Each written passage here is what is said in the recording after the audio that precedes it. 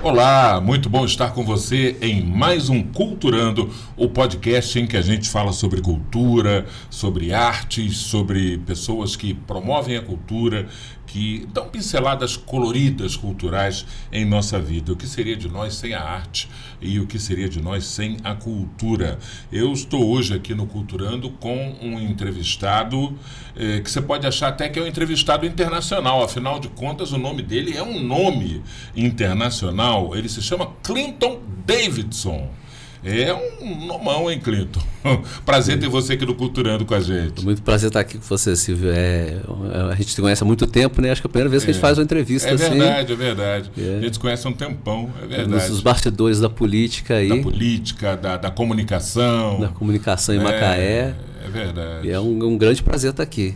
Clinton Davidson é nome, é codinome, é nome artístico ou é nome de batismo? Infelizmente é de batismo.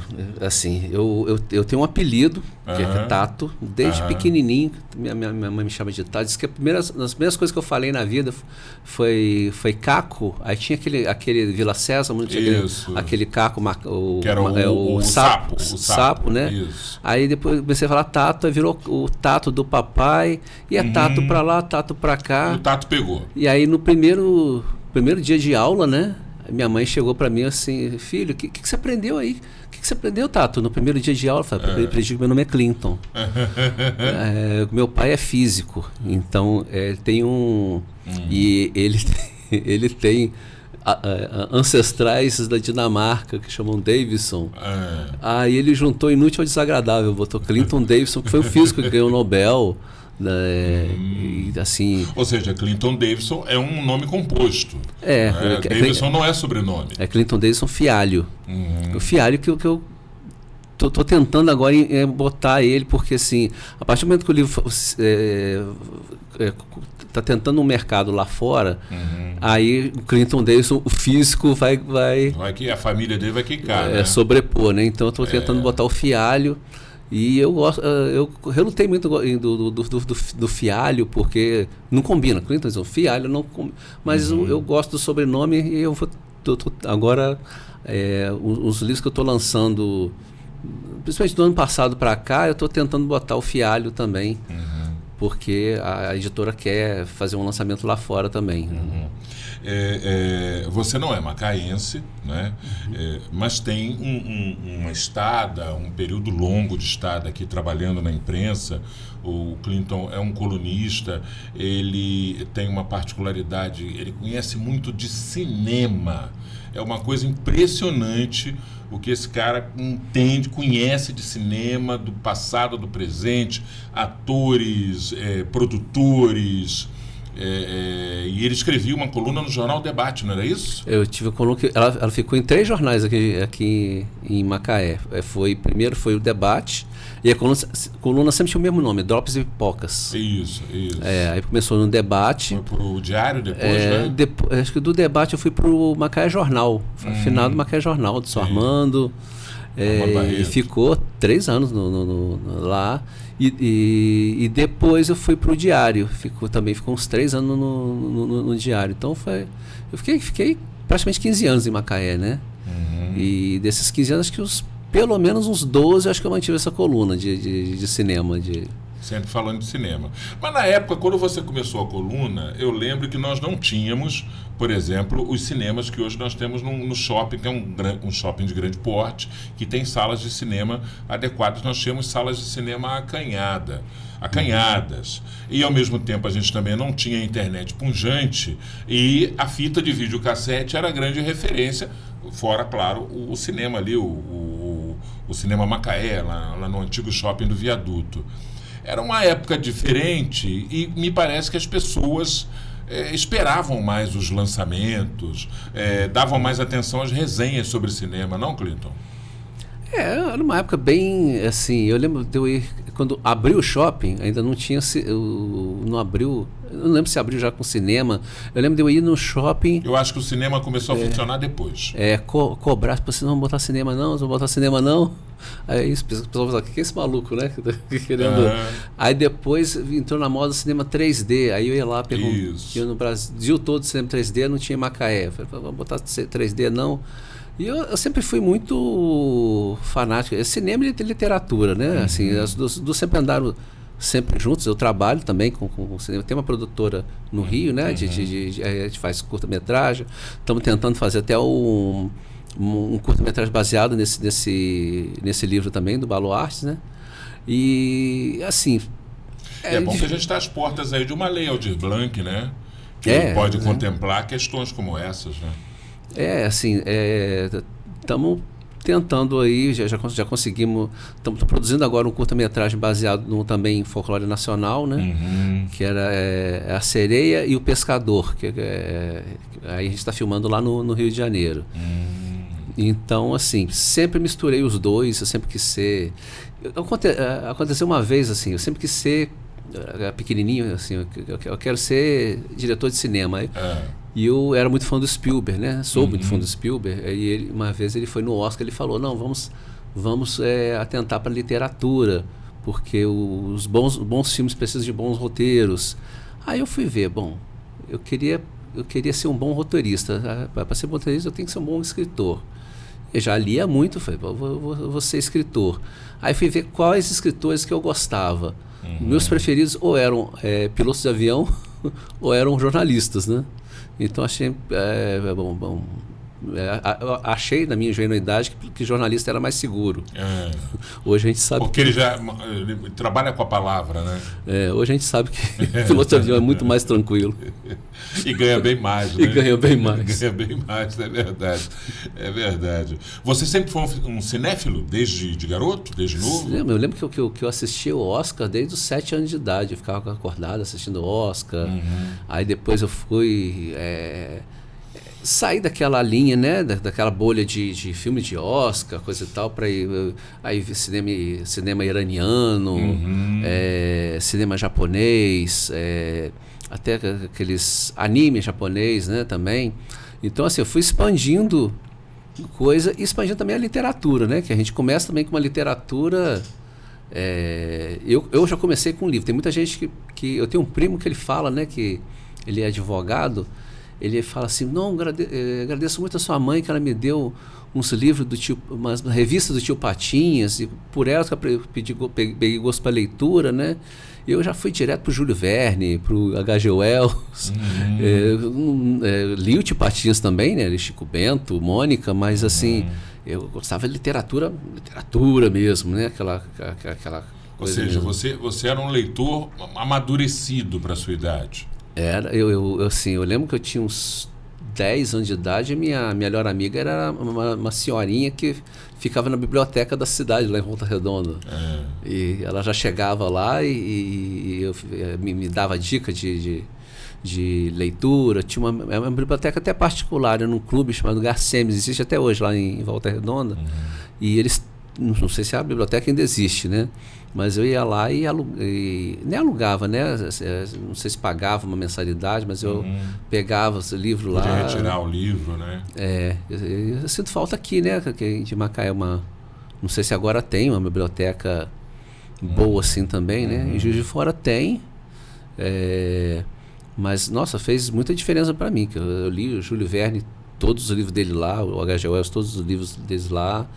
E gostava, assim, não era aquela coisa assim de gostar de ler mesmo, né? Você, pelo que você fala, e muito pelo que você tem produzido ultimamente, você gosta do objeto livro. As tuas publicações têm versão digital? Tem. Ano passado, principalmente, Mas isso é coisa tua ou uma imposição da editora? Não, é minha mesmo. Assim, ano passado eu peguei todos os contos que eu tinha e eu vi aquela coisa da inteligência artificial de fazer imagens, né? E eu me empolguei com aquilo, tava pesquisando para o doutorado em inteligência artificial e fiz várias assim capas de livros, né? Então, assim, para colocar no livro digital, no coisa e tal, não vi problema, né? Agora, por exemplo, capa de livro físico, a gente faz questão de que seja um ser humano que faça. Isso aí foi o Matias Strebe, que ele fez essa capa aí. E a maioria das capas dos meus livros foi o cara daqui de Macaé, o Osmar Valadão, que eu conheci ele lá no Rio. Ele estava lançando um livro lá e a gente começou a conversar e de repente assim, você é de onde? Você não conhece não, um lugar chamado Macaé. Eu, o quê?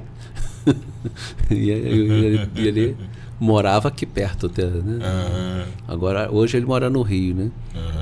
O Clinton Davidson está lançando este livro aqui, né? Vou pedir até a Laricinha para dar uma fechada aqui um pouco, né? Se for possível, que é o Baluartes. E aqui na contracapa, descubra o seu maior medo e enfrente-o.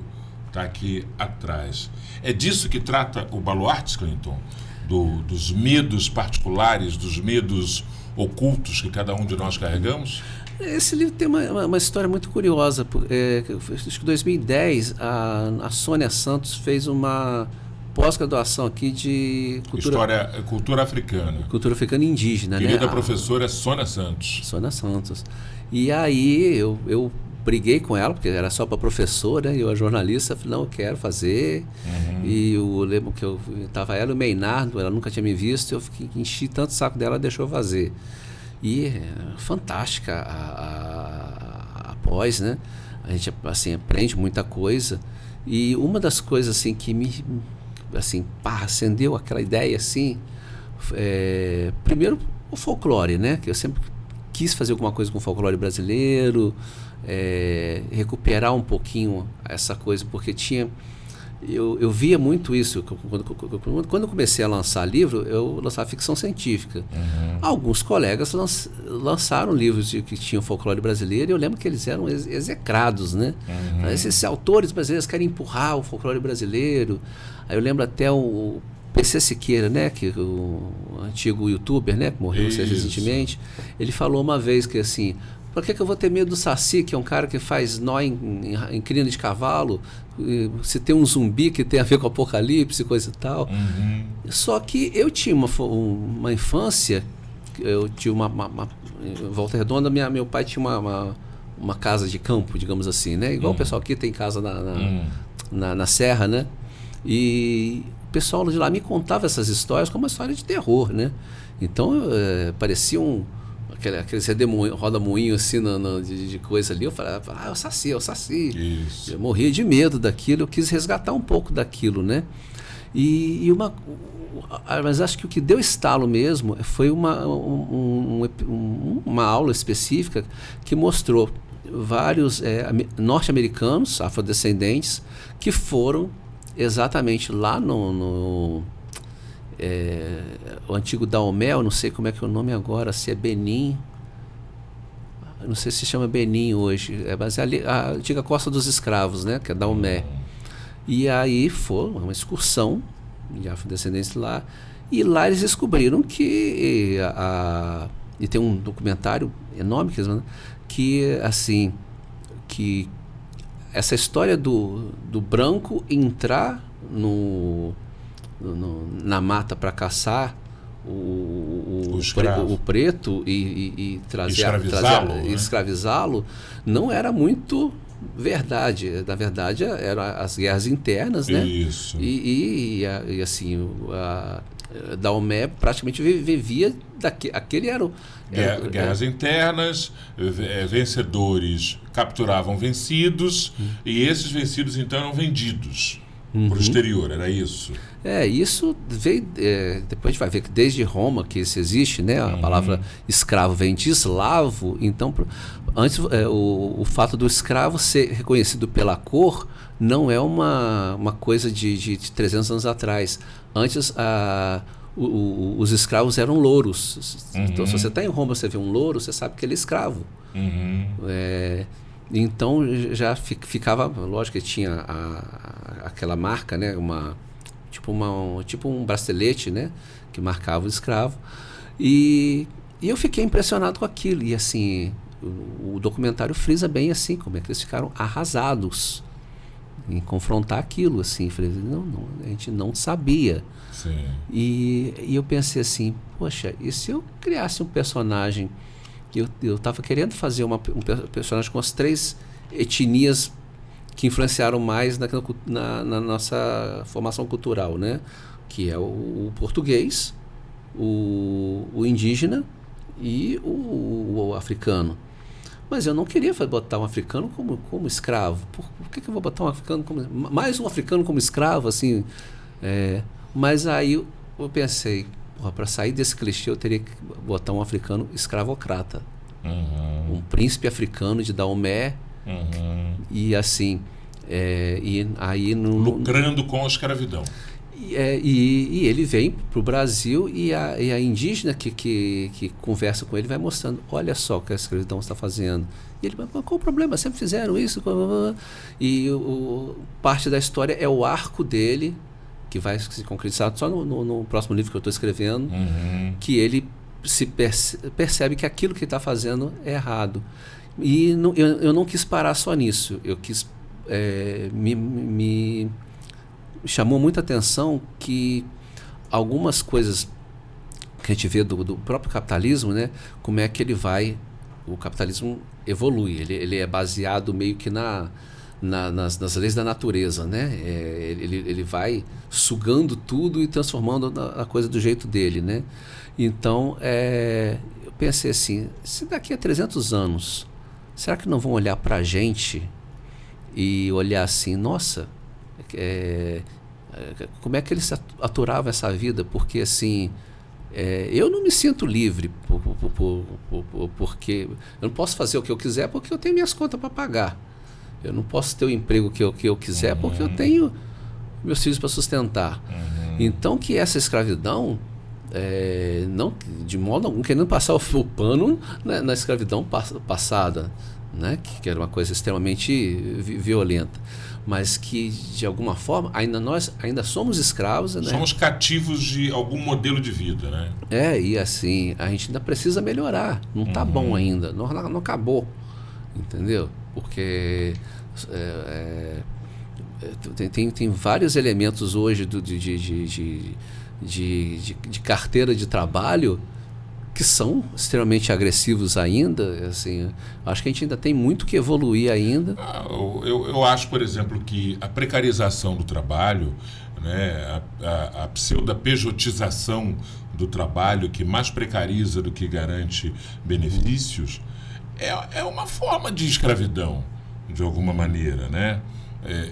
As pessoas vão trabalhando cada vez mais, tendo menos escalas de descanso, tendo menos tempo para si, para as suas famílias, para o lazer, para a busca de um crescimento intelectual, e cada vez mais tem que trabalhar, porque cada vez mais você tem afazeres a quitar, né? Coisas a pagar. É uma ciranda muito louca. É uma ciranda muito louca e as pessoas não se dão conta que estão dentro dela e estão cada vez sendo sufocadas por ela. Essa coisa do capitalismo de pegar um exemplo de um cara, quando eu fazia que palestra... se deu bem, né? Eu fazia palestra nas escolas, né, do outro livro, né, do Hegemonia, que eu não trouxe porque ele não está aqui comigo. Mas eu falava sempre assim, olha, os heróis que vocês têm, não é o Neymar, tem quantos Neymares que vocês conhecem, falava para os alunos, né? Tem um só. A seleção brasileira são 11 num país de mais de 200 milhões. Agora, quantos na profissão dos pais de vocês, quantos advogados, quantos professores, quantos motoristas? E eu usava isso para direcionar para a questão da leitura. Então, assim, leiam, porque a mídia, a nossa, tem muita coisa assim. O esporte é muito importante. Eu acho que hoje mais do que... hoje a gente atingiu um nível que a gente valoriza o esporte no sentido assim, de saúde, né? Que há 30 anos atrás ninguém não tinha essa mania de ir para academia, de faz exercício, coisa e tal. Mas o que se coloca... Agora acabou uma Olimpíada agora, né? Aí tem uma medalha de prata, uma medalha de ouro, uma medalha de prata, uma medalha de bronze. Assim, aí aparece o cara que ganhou a medalha de ouro. Estou sustentando minha mãe, coisa e tal. Aquele é um exemplo. E quantos advogados você conhece? Quantos motoristas de ônibus? Quantos Uber, né? Quantos engenheiros que apesar do diploma, não conseguiram progredir. É verdade. São coisas que precisam ser muito pensadas. Você falou aqui para mim fora do ar que esse livro aqui, o Baluartes Terra Sombria, ele é um romance. E aí eu fiquei surpreso com essa classificação de romance. E eu não sabia, gente, é curioso, eu mesmo não sabia.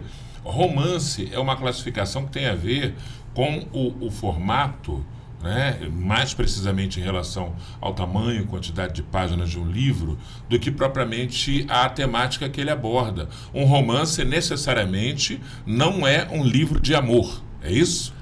Tem pessoal... Não é um livro de Romeu e Julieta, um romance. Quando eu falo assim, tô lançando um romance. Aí esse aqui, por exemplo, é um romance. É um romance. Esse aqui é um romance. Aí a primeira coisa que pergunta, mas aí eles terminam junto no final? Eu falei, não é esse tipo de romance. Como é que é essa classificação? Então, até 30 páginas, isso não é uma linha certa, né? Mas em torno de 30 páginas, considerado um conto. Até 60 pode ser considerado, mais de 60 já vira uma noveleta. Até partir assim, entre 80 e 90 páginas vira uma novela. Aí já não é aquela novela de televisão, não, é novela mesmo. Novela literatura. A partir de 100 páginas, 120 páginas, aí já é considerado um romance. Então você pega aqueles calhamaços de Game of Thrones, né, de 500 páginas, aquilo são romances.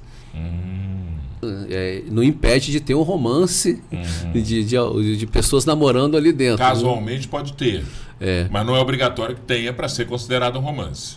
Esse, por exemplo, tem alguns flertes aí, tem dois romances ali, mas não são o tema central da história. O tema central da história são... Isso que eu ia te perguntar. A temática central desse livro é qual?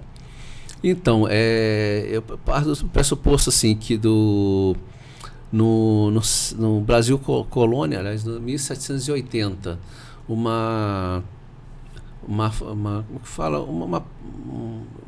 estou procurando uma palavra que não seja facção, mas vamos botar, uma facção da Igreja Católica cria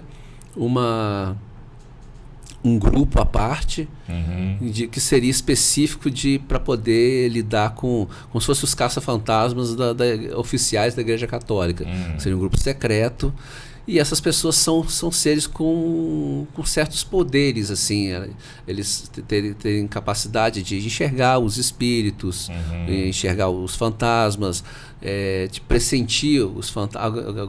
Tem a indígena, ela tem um poder que é engraçado, que ela consegue visualizar coisas que estão no passado e coisas que estão no futuro. Então tem até uma cena que ela está. E ela não consegue identificar, às vezes, o que é passado, o que está acontecendo. Então, às vezes ela chega num lugar, ela sente que tá tocando uma música lá. E aí tem uma cena que ela está tomando café. Não, eles chegam para tomar café num lugar e ela começa assim, yeah. O que você está fazendo aí? Não sei, uma música que eu escutei aqui, parece que vai tocar muito no futuro. Então faço uma brincadeira com os Beatles, né? Então, ela me permite fazer várias brincadeiras. E assim, quem viu aquele desenho Caverna do Dragão, onde os jovens têm aquela arco,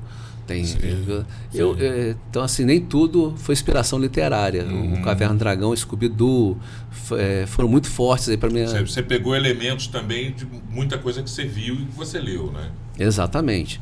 O livro mesmo que me abriu a cabeça foi do Bernard Cornwell, que ele fez uma saga do Rei Arthur, mas ele fez como se fosse o mais realista possível. Então, contado por um ex-cavaleiro, coisa e tal. Eu pensei, eu quero fazer, mas eu queria fazer assim, eu queria fazer uma coisa mais pesquisada possível, mais realista possível, mas também, eu digo assim, quando eu dava aula de criação literária, assim, gente, aprendam as regras para você poder quebrar. Entendeu? Para você quebrar uma regra, você tem que conhecer ela bem. Tem que dominar, né? Então eu pesquisei muito. Então, por exemplo, numa parte desse livro, eles se conhecem na Itália, depois que eles vão para o Brasil. Então tem uma parte que eles literalmente são caça-fantasmas de uma... Estava até na moda agora, né? Uma freira fantasma.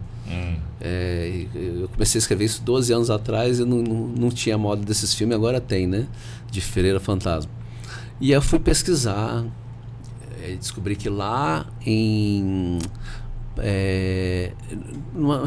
perto de Gênova tem um castelo de Montaldel, em que realmente existe uma lenda de uma freira que ela foi amante do senhor do castelo. Ele tirou ela do convento e ele viajou. Quando ele voltou, ela pegou ela com amante. Então ele emparedou a freira no castelo. Então até hoje falam que escutam os lamentos da freira, que enxergam a freira lá. Se você for lá em Montaldel, existe a região de Montaldel na Itália, e perguntar da freira de Montaldel, vai ver que existe a lenda da freira de Montaldel. E em 1780 essa lenda já existia, e eu resolvi colocar... O Scooby-Doo tinha muito isso, né? Não sei se você vai lembrar do Scooby-Doo antigamente, ele tinha participações especiais. Parecia o Batman no Scooby-Doo, parecia os Globetrotters no Scooby-Doo. E eu resolvi pegar personagens históricos e colocar. Então, por exemplo, o Napoleão, vamos dizer, Napoleão naquela época tinha 11 anos. Então, o meu personagem é o professor de xadrez do Napoleão. Então ele conversa com o pai do Napoleão, foi precisar quem é o pai do Napoleão? Aí fui descobrir que o Napoleão, ele não falava francês até os 18 anos. Então, 11 anos ele só falava italiano. Que ele nasceu na Córcega, né? Então, pesquisa. Queria botar o Mozart. Cismei que tinha que botar o Mozart. Quantos anos o Mozart estava lá? Estava com 23 anos. Ele poderia estar naquela época, naquele lugar? Poderia. Então, taquei o Mozart lá e aí fiz aquelas brincadeiras com o filme Amadeus, que ele dá aquela risada do Amadeus. Ele ajuda eles a caçar fantasmas lá também. Botei a Mary Wollstonecraft, que é uma das precursoras do feminismo, e ela morreu. Na época ela tinha uns 19 anos, né? No livro, né? Anos depois ela deu à luz, ela morreu. Sim. Ela deu à luz justamente a Mary Shelley, que é a autora do Frankenstein. Então eu quis fazer essa brincadeira de coisa. E aí quando chega no Brasil, eu salpico ali, eu tenho participações do Tiradentes, que estava lá, tem uma menina, tem uma moça que estava, tô com dor de dente aqui, mas tá para chegar um Tiradentes ali que vai me ajudar. E quando chega é o Joaquim José. Joaquim José. Tem o Aleijadinho, nunca se explicou por que o Aleijadinho ficou Aleijadinho. Então, assim, se não tem uma resposta, eu posso dar a minha versão, né? Portanto, que ele tenha a idade certa, esteja no lugar certo, então ele já foi soldado. Então, por que ele não pode ter começado a ficar aleijado numa luta contra um bruxo? Então foi... Por que não, né? Por que não? Então eu fiz várias dessas brincadeiras. Aí tá, de folclore brasileiro, tá a Cuca e os Curupiras. E agora eu estou escrevendo sobre o Saci. Aí o Tiradentes e o Aleijadinho tem uma participação maior, né? Mas é basicamente isso. São 3 jovens, assim, intrépidos, que são convocados pela igreja para combater as forças das trevas. Chega aqui e descobre que tudo é verdade. Tem mula sem cabeça, mas sempre pegando também, por exemplo, os Curupiras aparecem como vilões, mas assim, isso é mais ou menos... O nosso folclore, ele tratou de passar uma imagem positiva das entidades do folclore, né? Exatamente. Um é o protetor da mata, um é o protetor da natureza, né? Ninguém é ruim no folclore, né? Os Curupiras, eles começam como vilões, mas depois vê que era um engano. Mas a Cuca, ela é vilã mesmo. A Cuca é uma lenda portuguesa, né? Ela é o bicho-papão português. Sim. Ela podia ter cabeça de abóbora ou cabeça de dragão. Então eu boto lá e ficou bem a até na tentativa de fazer essa curta-metragem, né? A gente estava vendo com o Andrusha Waddington, né? Sim, famoso. E aí estava gostando, coisa e tal, mas ele estava fazendo negócio lá e eu tinha botado perguntado se a Fernanda Torres queria ser a Cuca, né? Agora que ela tá coisa lá, eu acho que dificilmente ela vai ser. Mas uma o pedido, novela, né? Não, ela foi com o filme, tá com o filme lá fora, né? O filme agora premiado, tá quase, tá favorita ao Oscar agora, né? Não vai querer ser minha Cuca, mas a gente vai tentando, né? Mas a tua ideia é transformar essa literatura num filme, numa obra cinematográfica, num curta-metragem, algo assim? Eu queria fazer eu queria mesmo fazer uma série para Netflix, mas para isso eu precisava ter pelo menos os 3 primeiros livros prontos para poder ter uma base, né? O segundo está quase saindo, então assim, mas a gente já está nas negociações ali. Ou seja, vai ser uma trilogia. Vai ser uma trilogia, mas eu fiz convite a alguns autores para ver se assim, tem essa trilogia de começo, meio e fim, mas que nesse durante pode entrar outras histórias, assim, sempre aquela coisa de monstro da semana, né? Hoje vamos enfrentar uma coisa. Eu fiz algum convite a alguns autores, a gente está em negociações ainda de lançar mas primeiro eu tenho que terminar essa trilogia ali, acho que até final do ano que vem eu termino. E os teus livros anteriores? Fala um pouco deles também. O primeiro foi já não é mais ficção científica, né? Que eu lancei em 99, o Fáfia, que chama o subtítulo A Copa do Mundo de 2022. Em 99, 2022 estava tão longe. Bastante. Mas a graça era justamente isso, escrever uma coisa de ficção científica que fosse próximo, que era você falar no futuro daqui a 1000 anos é fácil, né? Quer ver uma coisa. E depois aí eu mudei até agora, botei na Amazon, botei digital, botei com uma Fáfia, Jogador do Futuro, para não ficar tão. Mas eu não mudei a história. A narrativa é a mesma. Continua sendo 2022, continua a Copa de 2022 seria no Brasil. E até que a minha experiência como Nostradamus não foi muito ruim, não. As previsões bateram um pouquinho? Bateram algumas coisas demoraram, né? Por exemplo, uma coisa que eu acertei, que eu achei legal, o politicamente correto, que em 99 não era. Quase não existia.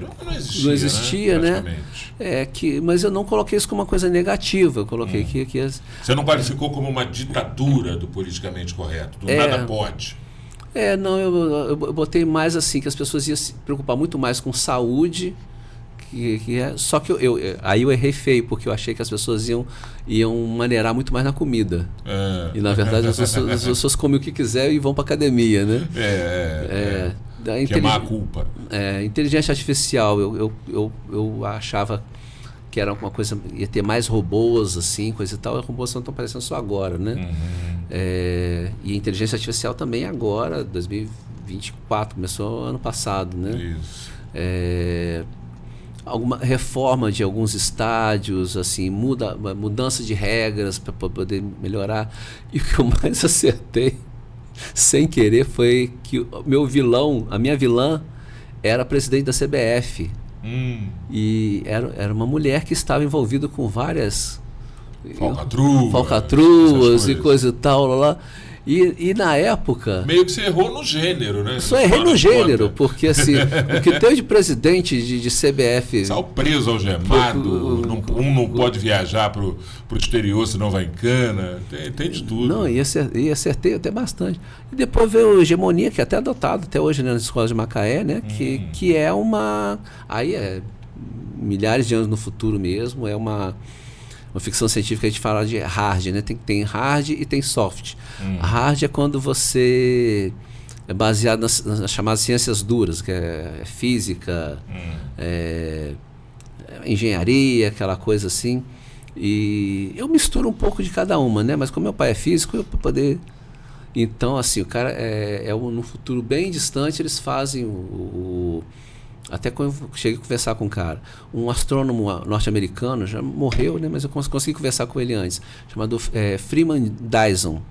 Ele imaginou que num futuro distante a gente poderia fazer uma redoma em torno do Sol para aproveitar 100% da energia dele. Porque o Sol, em 1 segundo, ele emite mais energia do que a humanidade usou em toda a sua história, em 1 segundo.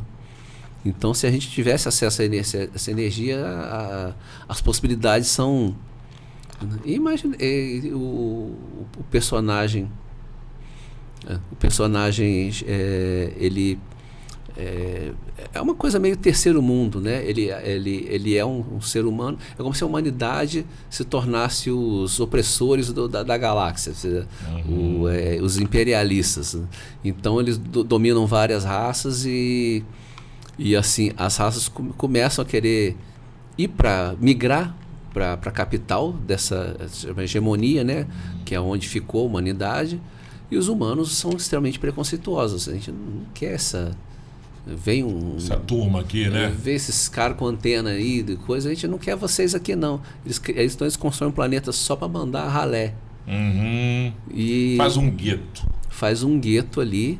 É um planeta artificial também, para caber todo mundo. E acaba criando civilizações ali dentro que eles nem sabem que aquilo é um planeta. Eles nem sabem que aquilo é um planeta construído. Eles criam a cultura deles, assim, eles totalmente alheios. E a história é basicamente de um rapaz que ele é humano, mas ele cresce lá. Então, quando ele vai estudar na hegemonia, ele tem essa prerrogativa de ser humano, mas ele encontra humanos de outra, assim... No nível de evolução, aí a gente tem que explicar que evolução não é uma linha reta, né? Isso se discute muito, né? Não é porque um ser evoluiu mais de um jeito que ele é um ser mais completo. Pelo contrário, ele encontra humanos lá que são chamados de atrofiados. Então, não tem mais sexo. Eles vestem uma espécie de uma armadura que eles não precisam comer, não precisam...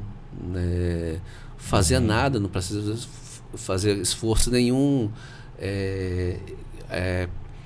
E ele é humano à moda antiga, né?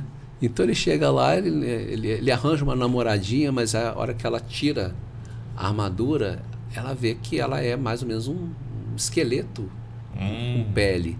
E ele fica... Aí eu cito até o Machado de Assis, né? Porque tão bonitas...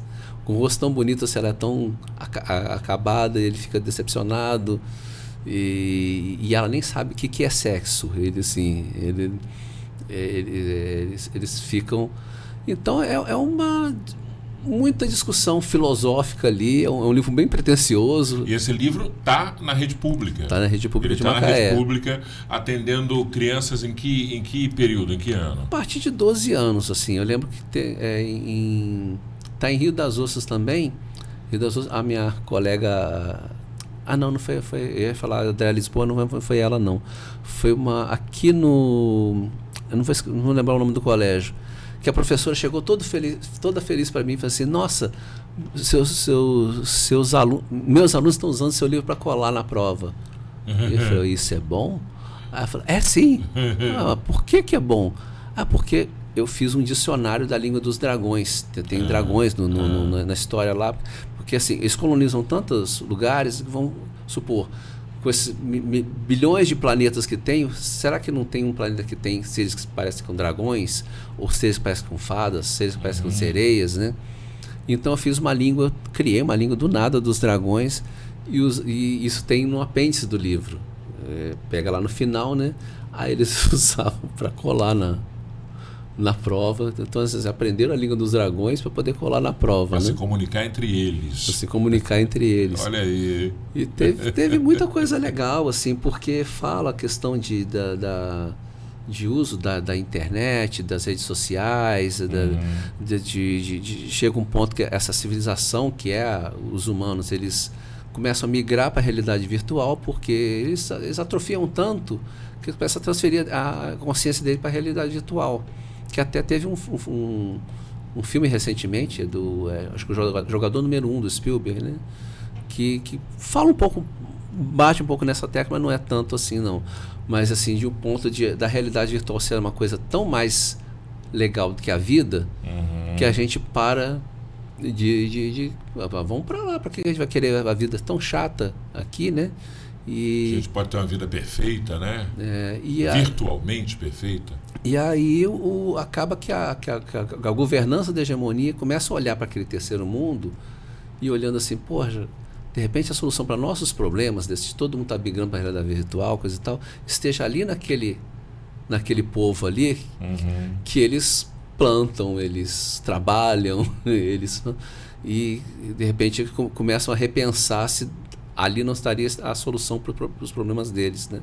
Fala um pouco disso, achei legal porque eu relancei em 2020 e foi justamente antes de ter a questão do isolamento social, né? Por causa da pandemia, né? E ele fala muito do isolamento social, porque imagina se essa pandemia durasse 200 anos.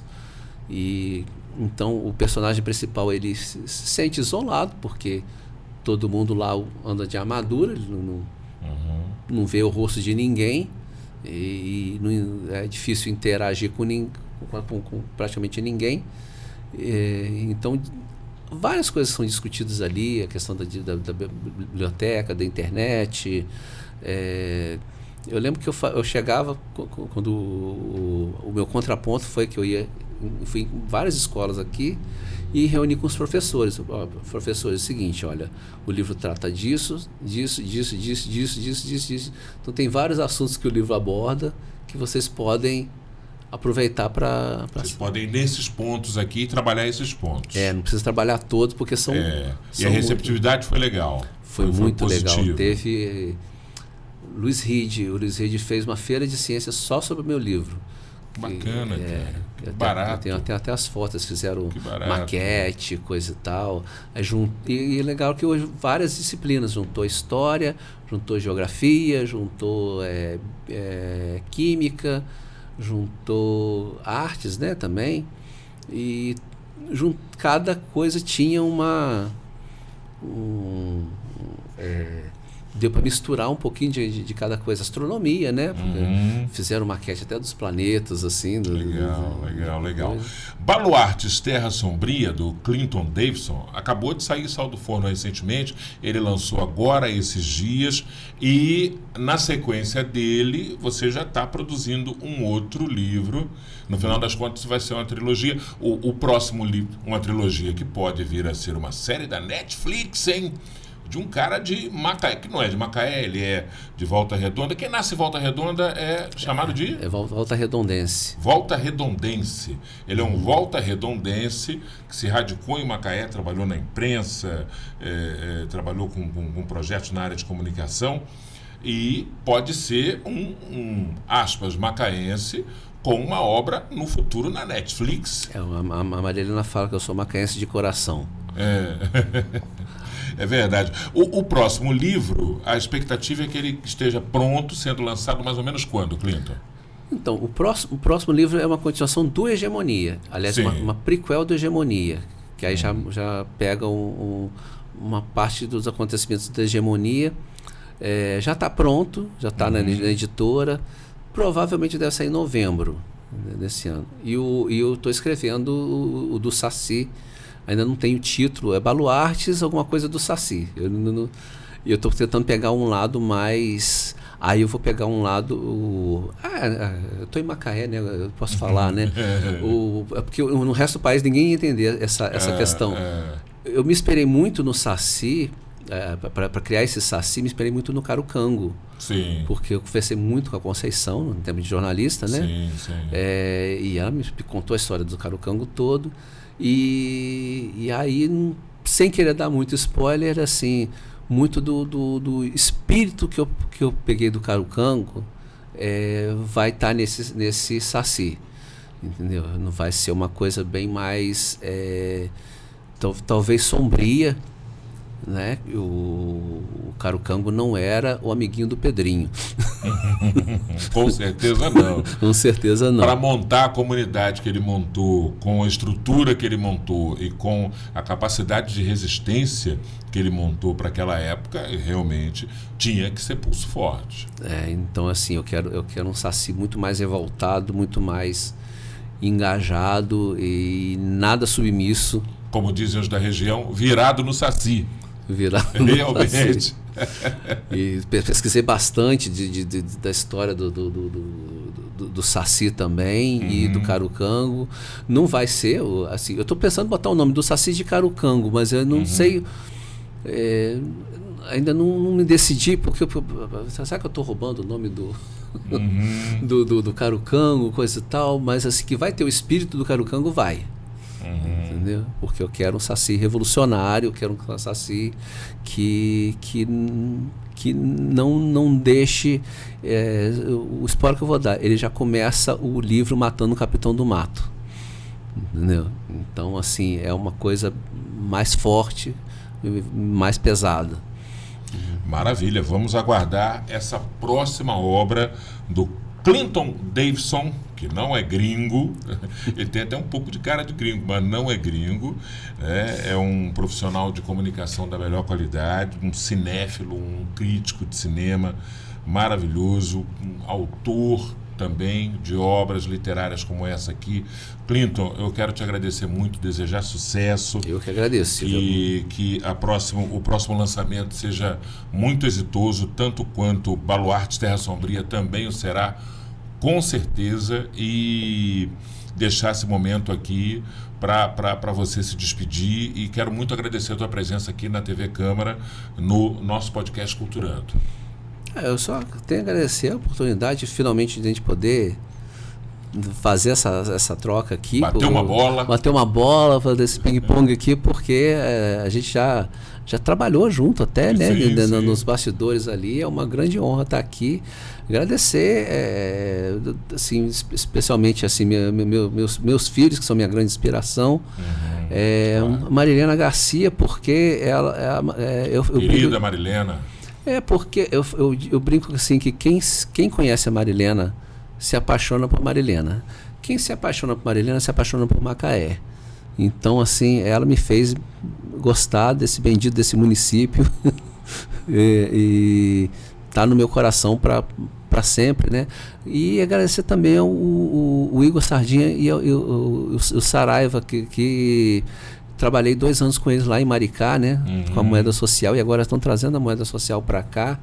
E eu estou achando fantástico essa coisa. Tomara que dê muito certo essa experiência ali. Acho que parece que já está dando certo, né? E já está acontecendo. E eu, assim, essa convivência que eu tive lá, as coisas que eu vi lá, eu trabalhei muito fazendo pesquisas ali dos resultados ali, e eram super positivos, né? E então, assim, agradecer muito. E finalmente a Leandra também, que trabalhei 4 anos com ela também ali na Secretaria de Educação, e me deu uma força, e ela está vindo aí também como candidata, né?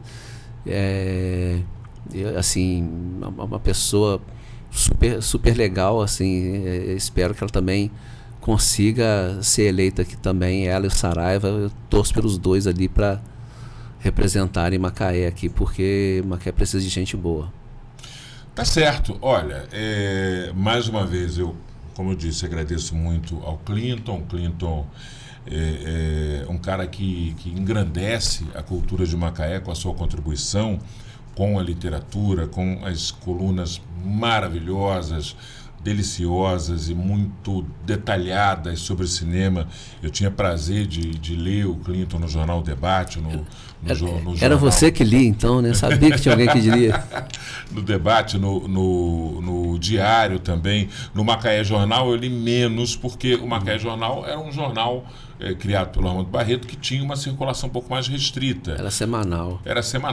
O jornal de grande circulação na cidade, uma boa parte do tempo, foi realmente o debate lá do seu Oscar Pires. Então, Eu quero mais uma vez agradecer o Clinton, agradecer a você que está com a gente aqui, que sempre está acompanhando esse podcast, pedir a você que, se não for assinante, assine o canal TV Câmara, compartilha com os amigos, dá lá o joinha que é para você receber o alerta de vídeo novo e fica ligado porque a gente trata da cultura de Macaé, a gente trata das coisas de Macaé e isso é muito importante. Clinton, aquele abraço, até o próximo lançamento, sucesso, hein? Obrigadão, Ciro.